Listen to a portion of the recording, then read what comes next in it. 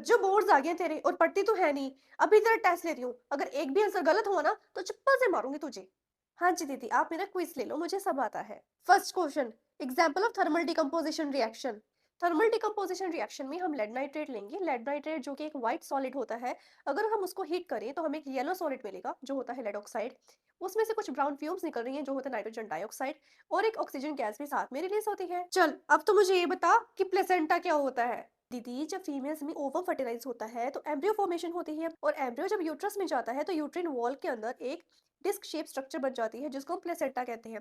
इसी प्लेसेंटा से जो न्यूट्रिएंट्स हैं, ऑक्सीजन है और वेस्ट प्रोडक्ट्स हैं, वो एक्सचेंज होते हैं, जिसकी हेल्प से जो एम्ब्रियो है वो धीरे धीरे फीटस में कन्वर्ट हो जाता है। हम्म, ठीक है। चलो अब ये बताओ, what are the factors on which resistance of a conductor depends. Resistance जो है लेंथ ऑफ वायर की डायरेक्टली प्रोपोर्शनल होता है, तो जैसे जैसे लेंथ बढ़ेगी रेजिस्टेंस भी बढ़ेगी, और जैसे जैसे लेंथ ऑफ वायर कम होगी रेजिस्टेंस भी कम हो जाएगी। फिर आता है सेकंड पॉइंट। सेकंड पॉइंट में जो रेजिस्टेंस है it is inversely proportional to area of cross section, यानी कि अगर एरिया ज्यादा है वायर का तो रेजिस्टेंस कम होगी, और अगर एरिया कम है वायर का तो रेजिस्टेंस ज्यादा होगी। थर्ड फैक्टर हमारे पास आता है कि जो रेजिस्टेंस ऑफ ए कंडक्टर है वो डिपेंड करता है रेजिस्टिविटी के ऊपर, यानी कि अगर वायर किसी ऐसे मटेरियल की बनी है जिसकी रेजिस्टिविटी बहुत ज्यादा है तो उसकी रेजिस्टेंस भी ज्यादा हो जाएगी, अगर रेजिस्टिविटी कम होगी तो रेजिस्टेंस भी कम हो जाएगी। Last but not the least, the fourth factor is temperature of the conductor और द सराउंडिंग मीडियम। अगर बहुत ज्यादा हाई टेम्परेचर होगा तो रेजिस्टेंस बढ़ जाएगी। तो इस तरह से ये फोर फैक्टर्स हैं जिसके ऊपर जो रेजिस्टेंस ऑफ ए कंडक्टर है वो डिपेंड करती है। जवाब तो तू सही दे रही है। चल अब ये बता कि सिलरी मसल्स का हमारी आईज में क्या रोल होता है। जो सिलरी मसल्स हैं वो जो लेंस की शेप है, यानी कि आई लेंस की जो शेप है उसको कंट्रोल करने में हेल्प करता है। देखिए, अगर हमने कोई नज़दीक की चीज़ देखनी है तो जो सिलरी मसल्स है वो एकदम से कॉन्ट्रैक्ट हो जाएंगी। जब वो कॉन्ट्रैक्ट होंगी तो जो आई लेंस है वो थिक हो जाएगा, जिससे हम जो नज़दीक की चीज़ है उसको फोकस से देख सकते हैं और पढ़ सकते हैं।